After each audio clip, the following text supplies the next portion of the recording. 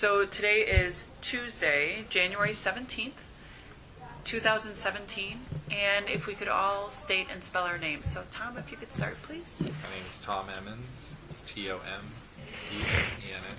Thank you. Diana? My name is Diana Laughlin, Dianalaughlin. Thank you. Tom Tharail, Tharayil, Director, Office of Assistance Ministry. And I am Leah McCluskey, LeahMCCLUSKEY. I'm the Director of the Office for Child Abuse Investigations and Review. Tom, do you understand that this meeting is being audio recorded? Yes, I do. And is that all right with you? Yes. Okay, thank you.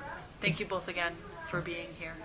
And I know we've talked some before the tape was on, so just again, Tom, however you would like to proceed, we will. I can start by asking some questions, or if there's a place where you would like to start, I invite you to do that too. I think I'll just have you start. That would be great. Okay, absolutely. And if there are any questions that I ask that you don't wish to talk about, you just let me know and we'll move on. Okay. And also, whenever I ask about time frames, if you know exact dates, absolutely please share that. If you don't. What has been your findings as to why there are so many pedophile priests? Now, this is Leah McCluskey's opinion.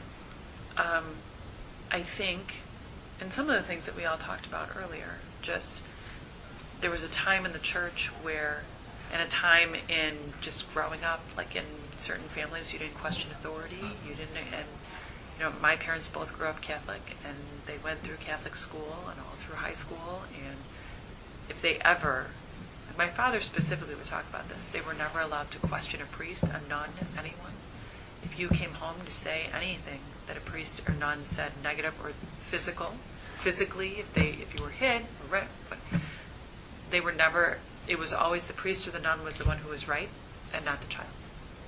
So, in what I've seen from meeting with so many people, and also, Tom was referencing just kind of, we've seen just kind of a report of information that comes from, the bishops have compiled all this information when they come out and do audits, and to see part of what every diocese needs to do yearly in an audit is to report the number of cases that we've received so they can have all of that information.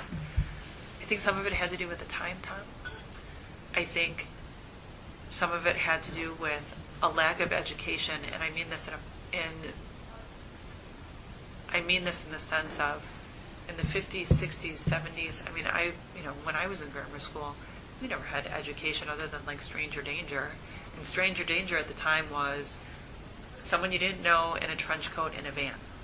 Now we know, right? And it's from Virtus and from going through the Virtus program too.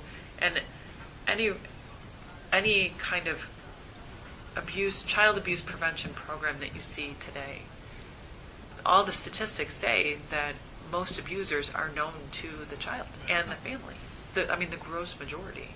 I mean, if you look at even Centers for Disease Control has a whole piece on child-serving organizations, and if you look at not just the Catholic Church, but if you look at the Boy Scouts, if you look at Boys and Girls Club, look at anywhere where there were adults that had access to children, and you ask yourself, okay, during that same period when your abuse is going on, how many of those adults were asked to go through a background check? How many of them were checked out in any way? How many of them had to go through any training? How many of them had to do anything before they were permitted to go through, have access to the kids?